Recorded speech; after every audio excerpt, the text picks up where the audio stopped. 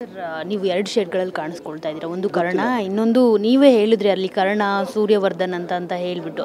So, ಆ ಕರ್ಣನಂತೆ ನೀದಾನಿಯಾದೆ. ಕರ್ಣ ಅಂತಂದ್ರೂ ನಮ್ಮ ಪಾಲಿಗೆ ಅದು ವಿಷ್ಣು ಅಪ್ಪಾಜಿನೇ, ಸೂರ್ಯವಂಶ ಅಂತಂದ್ರೂ ಅದು ವಿಷ್ಣು ಅಪ್ಪಾಜಿನೇ.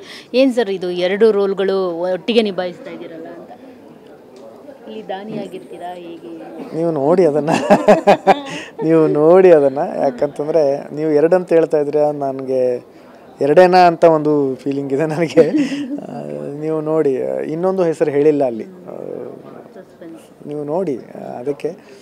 ಆದರೆ ಒಂದು ತುಣುಕಲ್ಲಿ ಅವರು ಹೇಳಿದ್ದಾರೆ, ಇದು ಪೌರಾಣಿಕನ, ಐತಿಹಾಸಿಕನ ಅಥವಾ ಸಾಮಾಜಿಕನ ಅಂತ. ಬಹುಶಃ ಎಲ್ಲವೂ ಇದೆ ಇದರಲ್ಲಿ ಅಂತ ನಾನು ಇಷ್ಟು ಒಂದು ಹೇಳಬಹುದು.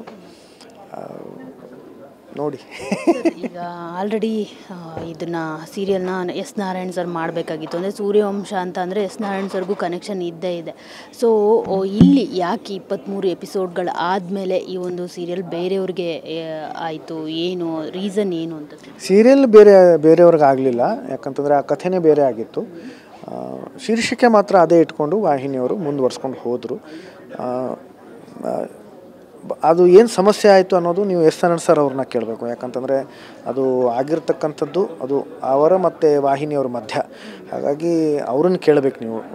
ಆದರೆ ವೈಯಕ್ತಿಕವಾಗಿ ನಾನು ಅವ್ರ ಜೊತೆಲಿ ಕೆಲಸ ಮಾಡ್ತಿರ್ಬೇಕಾದ್ರೆ ನನಗೆ ಬಹಳ ಸಂತೋಷ ಆಯಿತು. ಅವ್ರಿಗೂ ಕೂಡ ನನ್ನ ಜೊತೆಲಿ ಕೆಲಸ ಮಾಡಬೇಕಾದ್ರೆ ಅಷ್ಟೇ ಸಂತೋಷ ಆಗಿದೆ. ಆದರೆ ಕೆಲವು ಕಾರಣಾಂತರಗಳಿಂದ ಅದು ಮುಂದುವರ್ಸ್ಕೊಂಡು ಹೋಗೋಕ್ಕಾಗಲಿಲ್ಲ. ಬಹುಶಃ ಇದು ಆಗಬೇಕಿತ್ತು ಅನ್ನೋದಕ್ಕೋಸ್ಕರ ಅದು ಆಗಲಿಲ್ಲ ಅಷ್ಟೇ ಅಂತ ನಾನು ಭಾವಿಸ್ತೇನೆ.